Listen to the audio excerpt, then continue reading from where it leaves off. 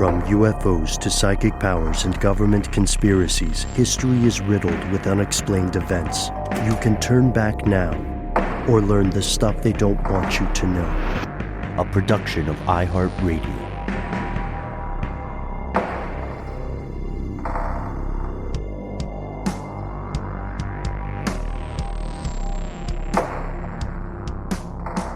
Hello, welcome back to the show. My name is Matt. My name is Noel. They call me Ben. We're joined, as always, with our super producer, Dylan, the Tennessee pal, Fagan. Most importantly, you are here. That makes this the stuff they don't want you to know. Fellow conspiracy realist friends and neighbors, we are joining you with a quite rare and extraordinary 3-part series. We got so deep into the conspiracy and the fact and the fiction surrounding something called the Anunnaki that we just couldn't let it go without getting into the aliens at least a little bit. Oh, yeah. And we're talking about all this stuff when there's such exciting information and new research coming out of places across the world, in Japan, in the US, places that are checking out that Kuiper Belt, looking for a potential new planet that is yet to be discovered and observed. And we're talking about stories about aliens coming from a potentially planet like that right now. Nothing occurs in a vacuum, and certain poets would argue that all things that rise must converge. Yeah. Indeed. So why don't we join ourselves, already in progress.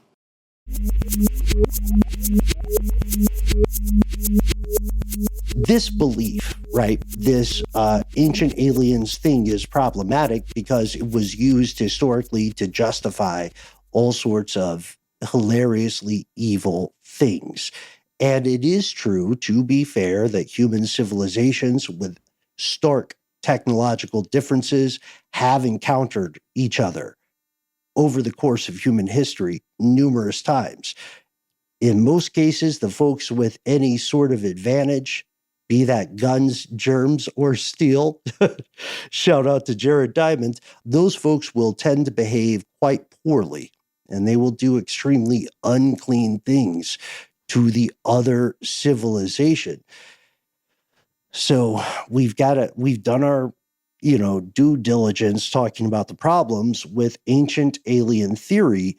The main thing you have to know is, due to this sparse historical record of Anunnaki in general, there was an opportunity for modern authors to reframe the Anunnaki myth and simply say, hey, this princely seed is all about extraterrestrials. And that's where we meet a guy named Eric von Daniken.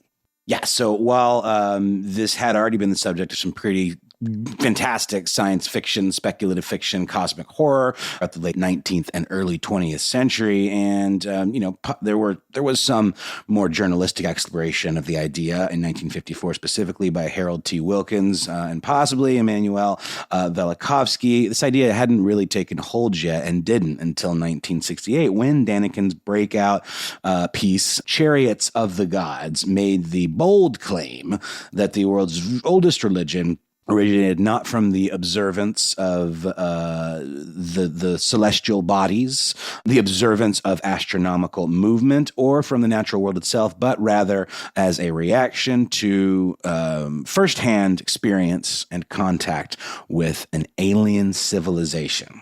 Yes. Gosh, what? Awesome. It hits. Really? Cool. Tell me more. How? Yeah, exactly. That's what that does. And again, not from the stories that were passed down, the tales that were used for teaching lessons and controlling populations. No, it came from outer space. And really what it does is just putting a different lens on all of the ancient writing or inscription that were recovered back then. He's just choosing to look at a lot of the pictures and a lot of the interpretations of, the various ways in which some of these things, like the ancient cuneiform, was translated. And then, as you said, the princely seed, Ben, that's such a good way to get into this, because you can just use that and then, well, let's imagine, if you will, it means this instead. And I will. And we did. Yeah. And I love that you're shouting out Chariots of the Gods, because the original title ends in a question mark. So he's I should have put that emphasis on the syllables. Well, yeah, because again, it's the question at the heart, really. Like, are we saying when they say chariots of the gods, what are they really saying? Are there chariots up there, or are they just using the word chariot to say some kind of craft in the sky because they understand things that move as chariots like that? Ruh-roh. So like the Akkadians, like the Assyrians, like the no offense, Americans, von Daniken is leaning into just what you described there, Matt. Interpretations, arguably cherry-picked passages of ancient carvings, passages of, like Nag Hammadi, Red Sea.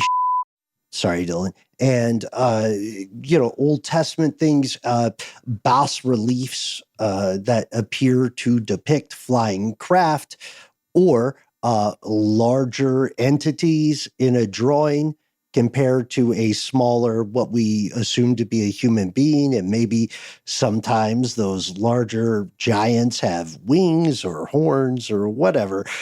Eric von Daniken was formative to our show. Just to be absolutely honest, he wrote a bunch of stuff about this. His main argument is that certain constructions require a more sophisticated technological acumen than what was available to people, to Homo sapiens at the time.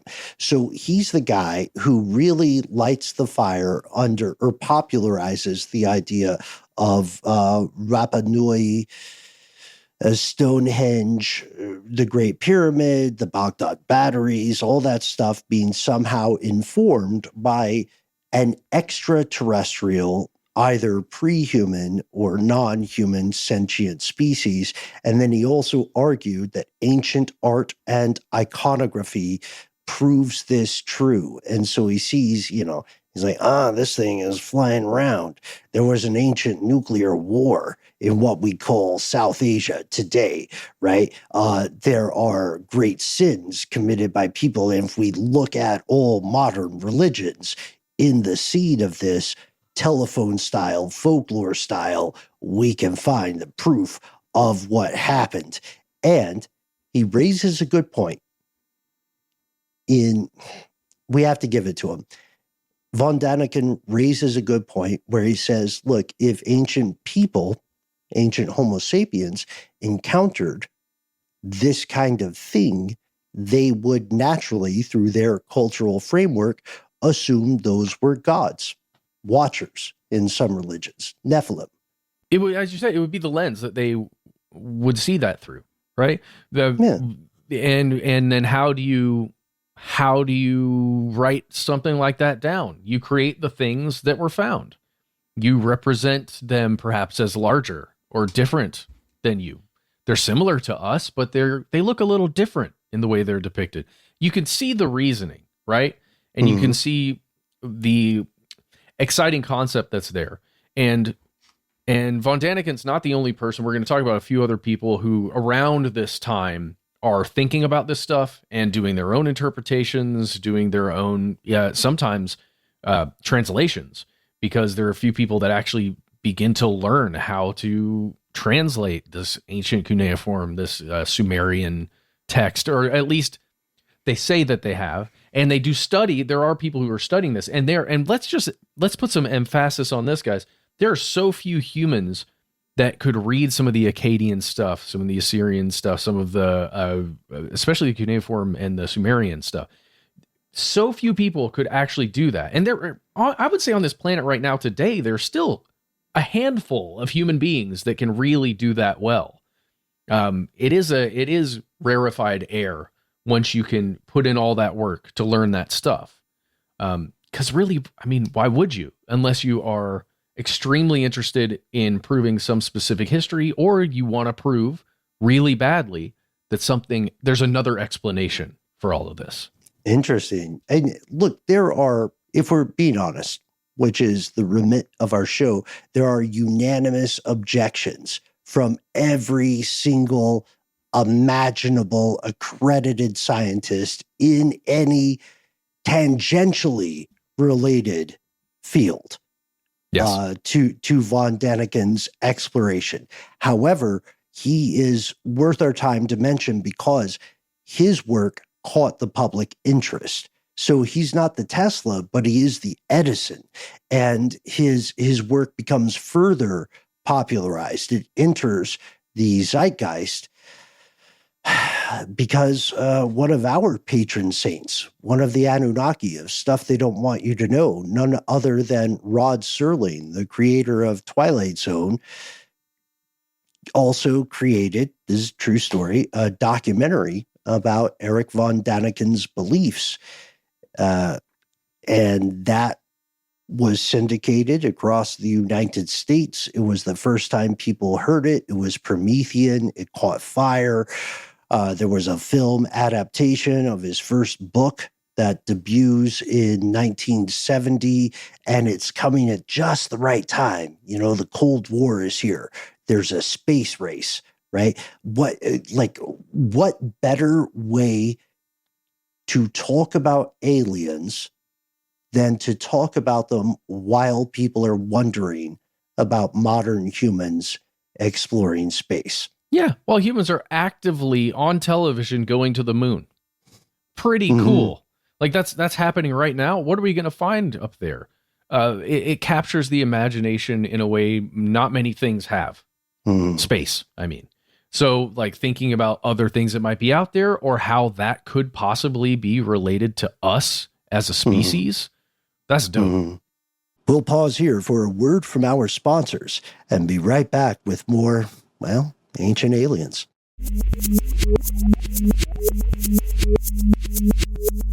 And we're back. Humanity has always said one thing. How can I make this about me? Right? Humanity looks at the moon and says, like, what is, like, how is this more about me? And this is where we get, this is where we get to authors like Zecharia Sitchin and David Icke. Full disclosure, we did interview David Icke many years ago in the past. We did not talk about this, but where I would say you guys help me on this because you're better at music than I am, where Eric von Daniken made like a typical 4/4 basic beat for a hip hop track. Sitchin comes in and modifies the drums. So, polyrhythms. Throws those in there. Thank you, Noel. Yeah. No, Matt's better at drum terminology, but that could work. What's that? There's a thing. I'm going to lose the name of it. It's a very specific drum. I was going to say paradiddle too. No, it's a sampled thing. Amen break. Or no, maybe that's wrong. There's a very specific drum sample that's been sampled the most out of any of them. Funky Drummer? What is it? Well, it's James Brown. Ike Stubblefield, Funky Drummer is one of the most sampled drum breaks. I think that might be it. I was thinking of one that was, I think it's called Amen Brother or something like that. But there's another one there's the Amen break as well. That's the one. That's the one. The Amen break. Thank you. Okay, so that's like the Wilhelm scream of drum sampling. Well, yeah, just the idea that somebody made that in a song contextually for that song, but then for one reason or another, it ends up working even better in this other song, and that becomes even more popular, and that that group then becomes even more prolific in terms of record sales back in the day. Yeah. I mean, there's all kinds of interesting appropriations like that in religion for sure. Yeah. So take us to, with that analogy. God, I trust Fold so hard on that one. I'm so happy that worked out. So I didn't know that would work. But then in that analogy, our buddy Z Sitchin would be that Amen break, right? He would. You talking Zecharia? Oh, we're talking Zecharia. Yeah. Yeah. One of the most prolific, influential authors on the idea that the Anunnaki are the ancient aliens proposed by Eric von Daniken. So let's learn a little bit more about them. Oh, yes. And as we're doing this, please head on over to sitchin.com. That's SITCHIN.com. Oh, it's a beauty of a website. Check it out. It's really fun. I enjoy this so much. He'll take you to the 12th planet and well beyond if you head on over there. It's only one of the books he's written, and there are a lot of them. Yeah, like Donegan before him, Sitchin created a series of books that are, wait for it, orbiting his beliefs. Dylan, I am so sorry. To Sitchin, the orbit here, the Anunnaki origin story, is something he calls Nibiru, Nibiru, and he believes, it's a secret planet. And the reason it's a secret planet is because it has an elongated elliptical orbit around Earth's sun, and it takes about 3,600 years to complete its circle, to complete its orbit.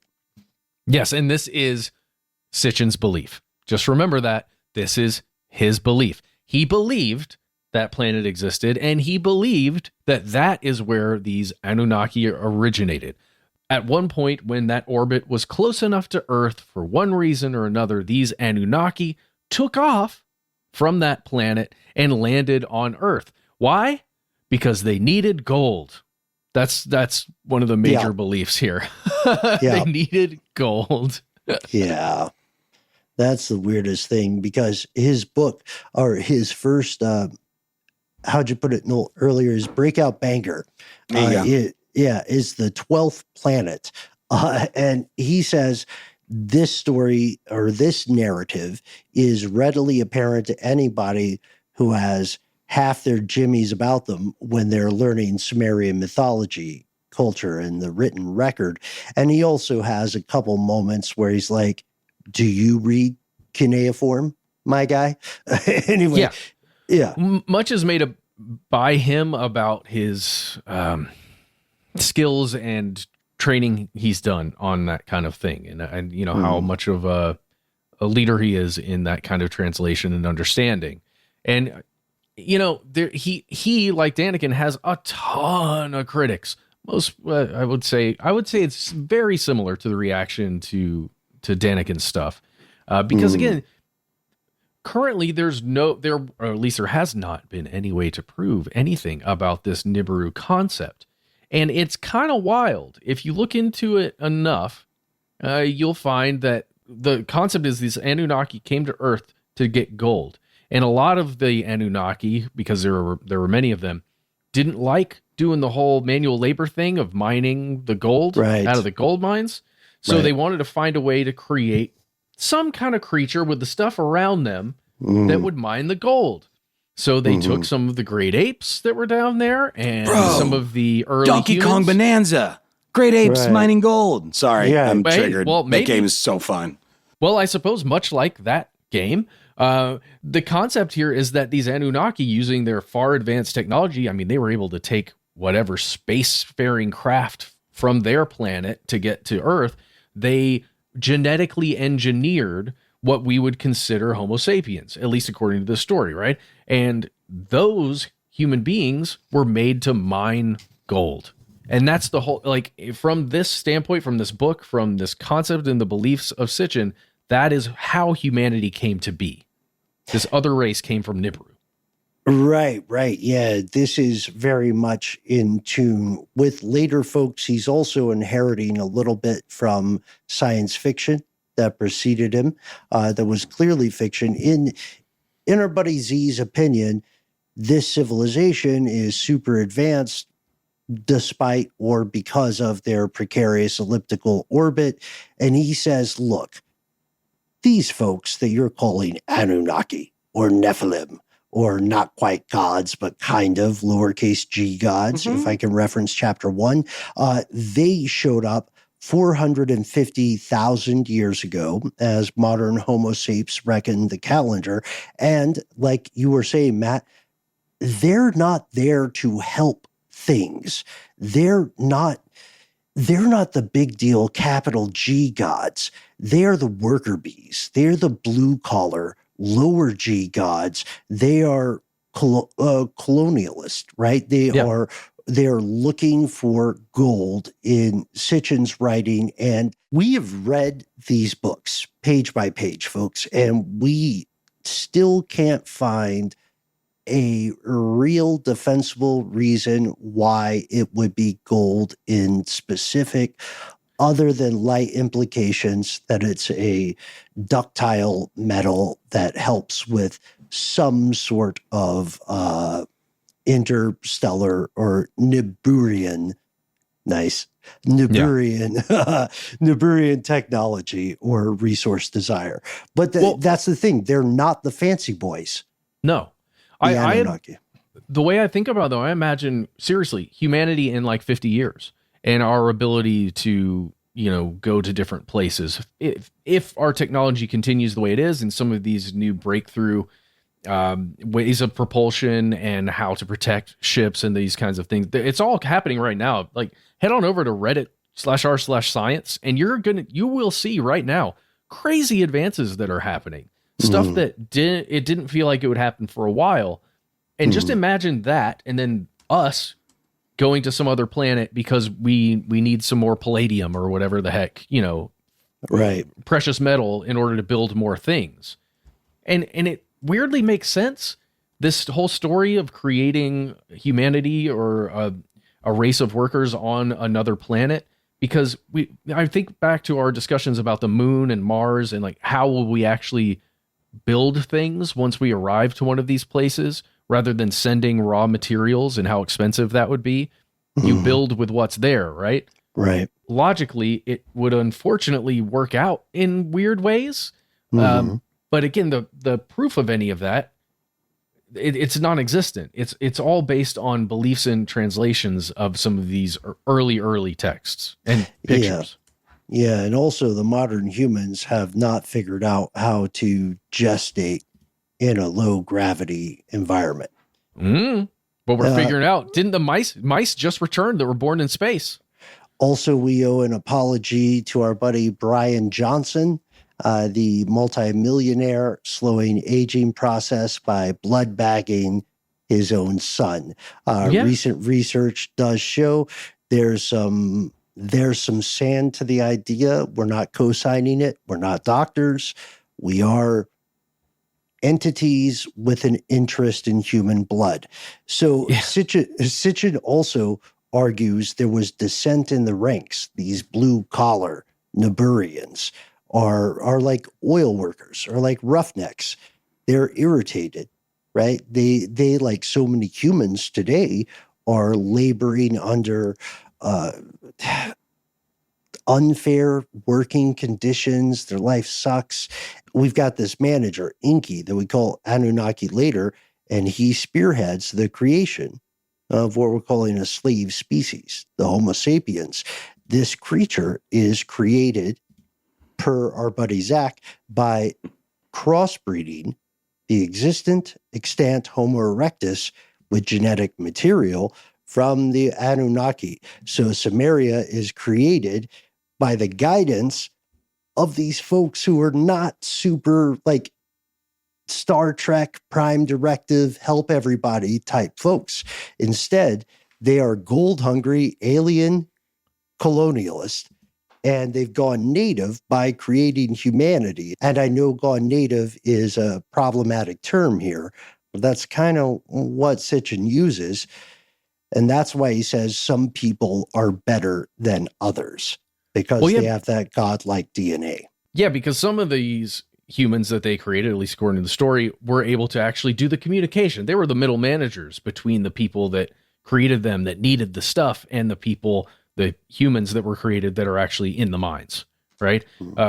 Which is weird concept, but again, it would work out really well to control a population if you had some very specific humans that only they can talk to the gods, right? Sound familiar? Right. It does. I am the conduit. Well, you need me. So if we go along with Sitchin's idea that started with the 12th planet and continued on again through so many books where there's other details, more complications, all kinds of stuff that gets lumped in there. Theoretically, all of humanity, where humanity rose there in Mesopotamia, came directly from this genetic manipulation by these Anunnaki, who were theoretically aliens from a planet that comes by every 3,600 years. Yeah, sure. That's the thing. So we all descended in this story. We all descended from this occurrence. And things went pretty well for a while until somehow there was some kind of ancient future war.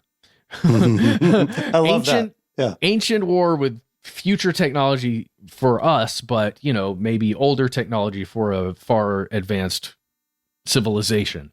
Something you can imagine it like a nuclear war, but perhaps it was other forms of weaponry used. I think it's described as some kind of nuclear exchange. Yes, and the references would also be found later in, the interpretations of those references would be found later in things like the Bhagavad Gita, the Upanishad, all the good hits, all the recent pop culture stuff. Yeah, we've talked about that a lot because those are, again, interpretations of things that are in the sky that perhaps could be described as depictions of spaceships. If you think about it that way. What is the name? It's on the tip of my tongue. The name of those ships, the Vihamanas. And I only remember that because I have watched Von Daniken's mouth on television say Vihamanas many a time. I like the idea that you just watched his mouth. Well, I was trying to figure out what the heck he was saying. He's like, the what? Vihamanas. What? Vihamanas. I'm telling you, Arnold Schwarzenegger when you say it that way. Yeah. Very good. We'll take a quick break and be right back.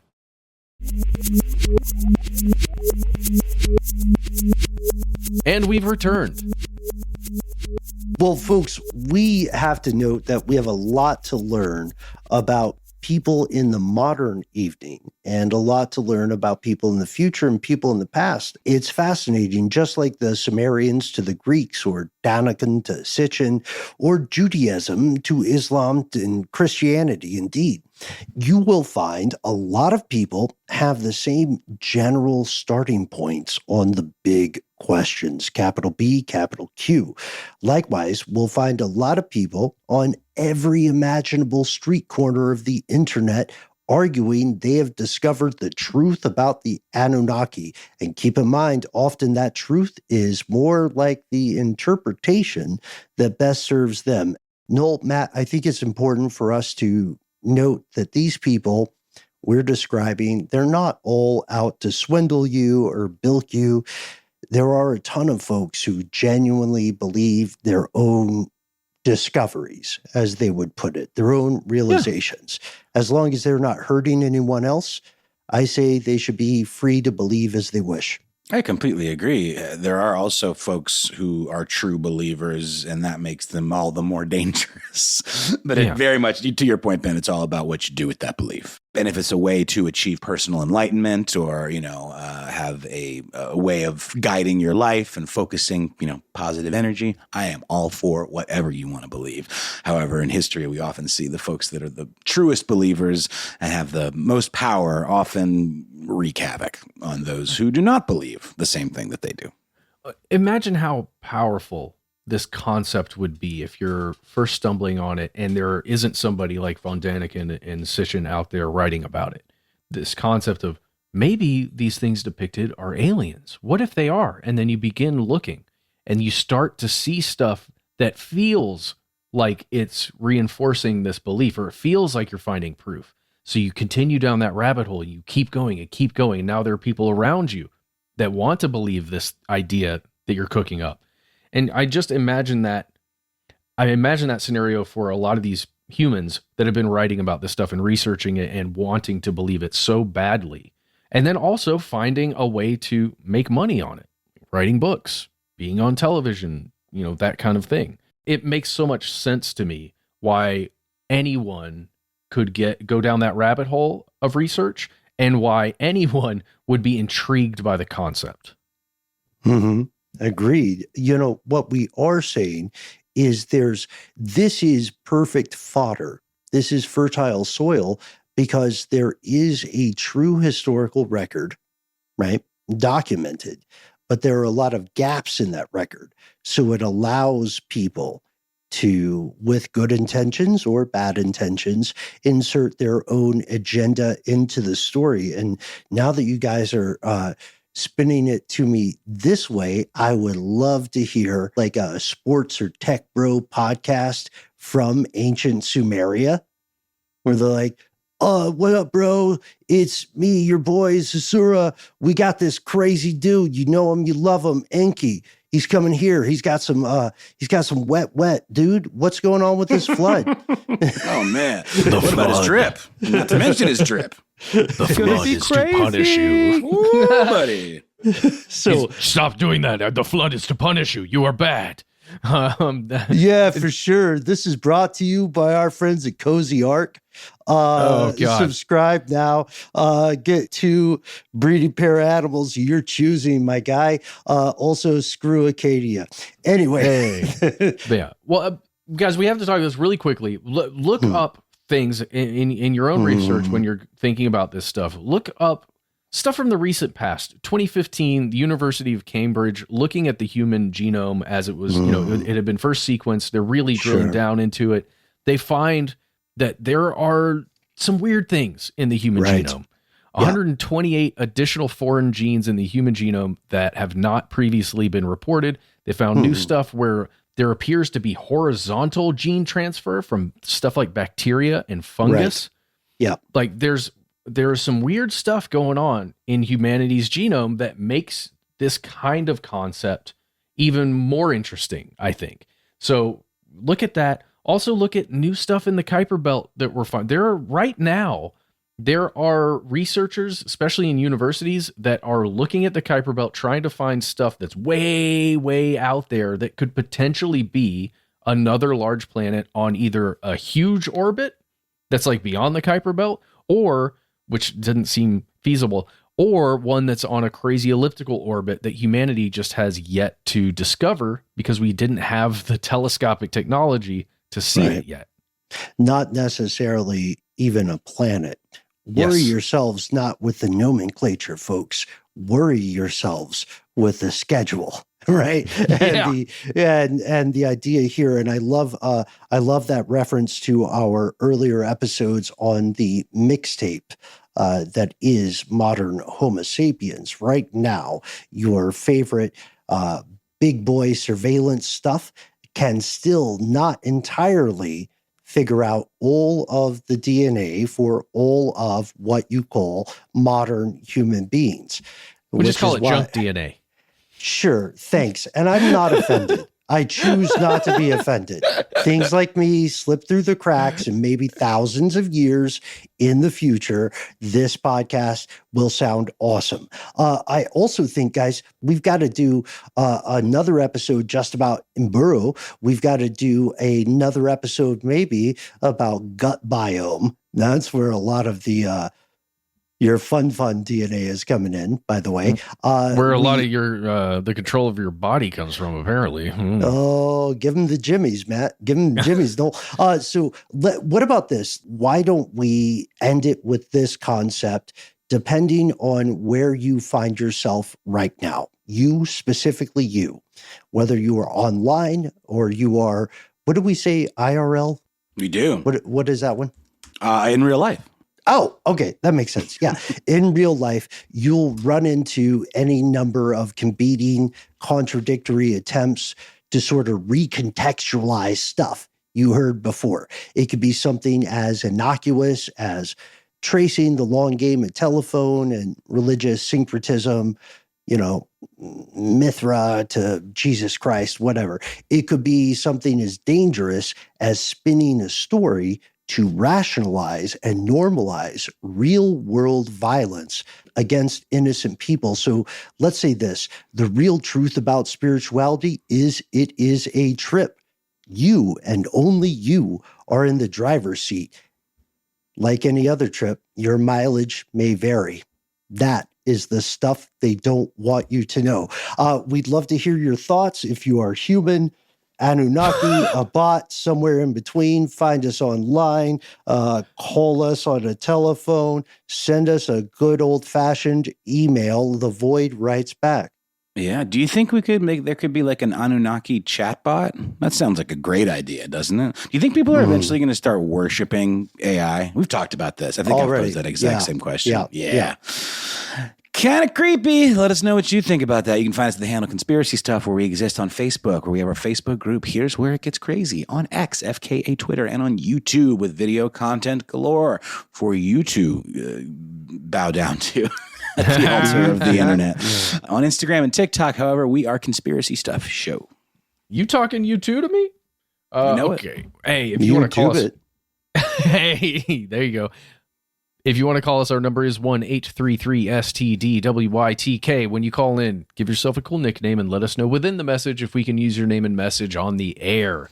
If you'd like to say something with words, maybe with links or an attachment, we got an email. We are the entities that read each piece of correspondence we receive. Be well aware, yet unafraid. Sometimes the Void writes back, as several of us know. Actually, the Void is writing back more and more often. Could it be that God was an extraterrestrial?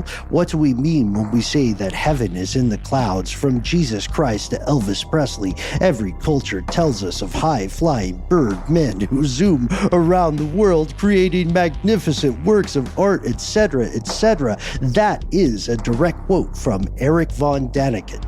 Conspiracy at iHeartRadio.com.